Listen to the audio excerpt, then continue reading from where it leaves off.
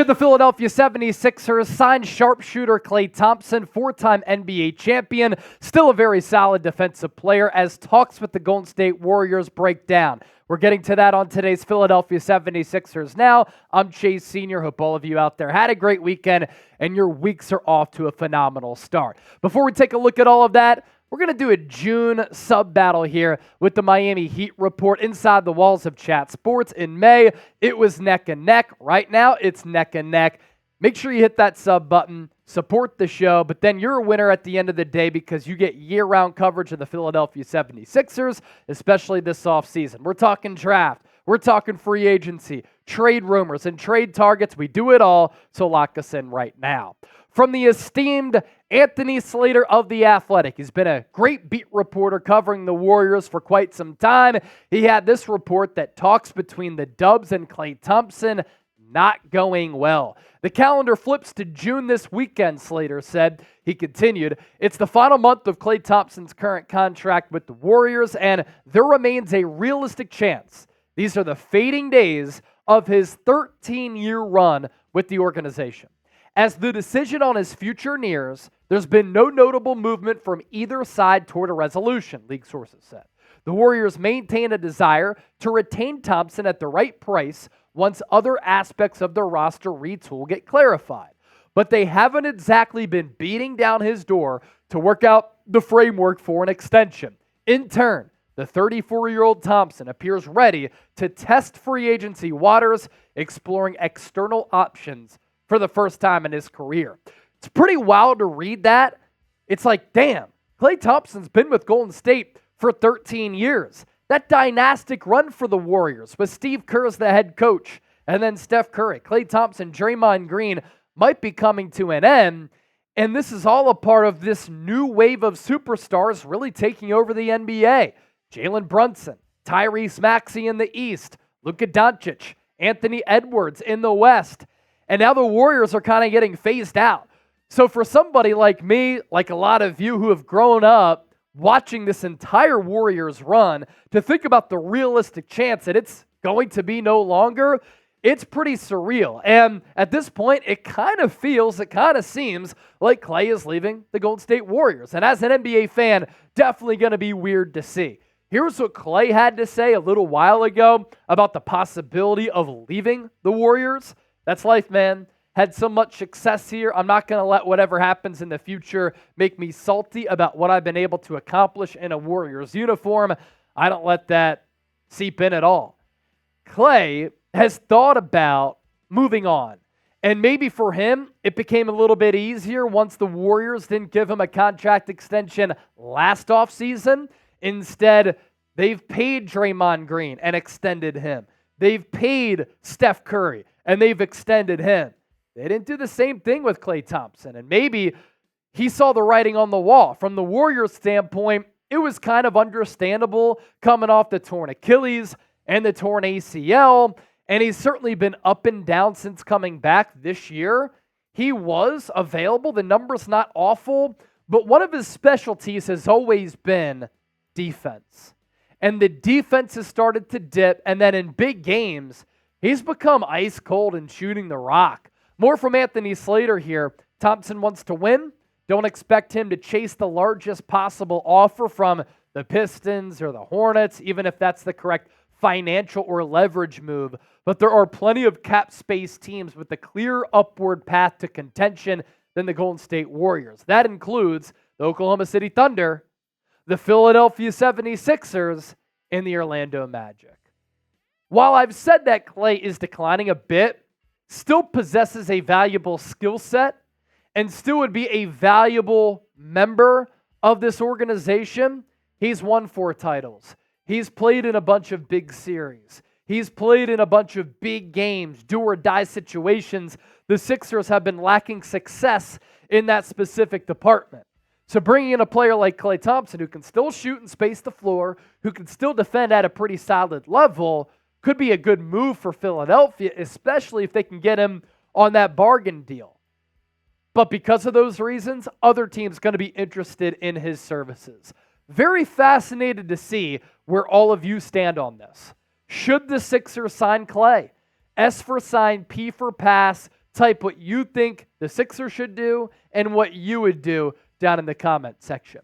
Coming up next, how good can Klay still be? How good is he currently? Is the injury history still a concern? Stay tuned for that. But first, let's pay our bills and get to our sponsor for today's show. That is Prize Picks, the leader in daily fantasy sports. Go to prizepicks.com/CLNS and get a $100 deposit match. With Prize Picks, you can turn $10 into $1,000 in a single game watching your favorite sports this summer. You can make a Prize Picks lineup in as little as 60 seconds. You just need to pick more or less on 2 to 6 player stat projections, and you are locked in. Daily fantasy sports made easy. You pick more, you pick less. It is that simple. And our picks for Game 1 of the NBA Finals. Jason Tatum, here's the special, more than a half point. So you already got a victory in the chamber there. Obviously, we're going to hit the more. Derek Lively, little demon play, more than a half assist. And then Daniel Gafford, very active on the glass. Kristaps Porzingis probably coming back, but he's banged up, more than 6 rebounds. Win big money. Withdraw your winnings within the Prize Picks app. Pick more, pick less. Pick Prize Picks today and get that $100 deposit match at prizepicks.com/CLNS. So we queued this up before we got to Prize Picks. How good can Klay still be? Is the injury history still a concern? You take a look at the raw numbers from this past year. This on the Sixers would certainly play, and he would be a better fit than Tobias Harris because he's used to being that other option. He's used to being that player who only shoots from the outside. And Tobias Harris was not comfortable with just chucking from deep. He needs to go to a team where he can handle the basketball a little bit more. But 17.7 points per, 43% from the field, 39% from three-point range, you will take that if you're Philadelphia. Yeah, it's a smaller sample size with what he did after the All-Star break and what Steve Kerr did. He had him in the starting lineup, out of the starting lineup. Originally, he got benched, relegated to the bench in that bench role after really struggling to start the year. And you could tell that the contract talks and the contract situation in general probably looming over him. And that pressure kind of got to him because he played tight early in the year. And then in the play-in tournament game against Sacramento, he could not buy a bucket. And you probably thought, is human nature settling in here where he's thinking, my time might be done? And anytime an athlete is distracted, anytime us as normal coworkers and the normal workforce are distracted, we don't do our best work. And that's what happened with Klay. Pre-All-Star, 50 games played, 17.3 points per game. He took 15.5 shots, 42% from the field, 8.7 three-point attempts per night, 37% from three. What's interesting, and I get it, 23 less games, 27 in total post-All-Star break, but the points went up to almost 19. The field goal attempts still pretty much the same. And the field goal numbers increase, the three-point attempts go up, and even though the three-point attempts went up, naturally, oftentimes, the three-point numbers will go down. They went up by 4 points, up to 41.2%. That's what he did offensively. What can he do and offer defensively?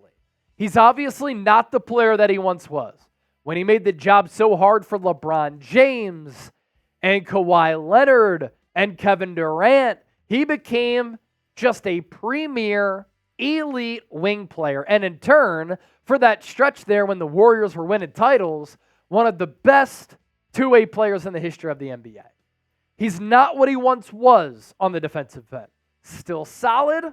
He's not a traffic cone where you're just going to go by him like James Harden, but he did get picked on by Sacramento in the play-in game. So that's a concern. Are the injuries still a concern? Because in back-to-back years, we saw what happened. Torn ACL, 2019 finals. Torn Achilles right after that.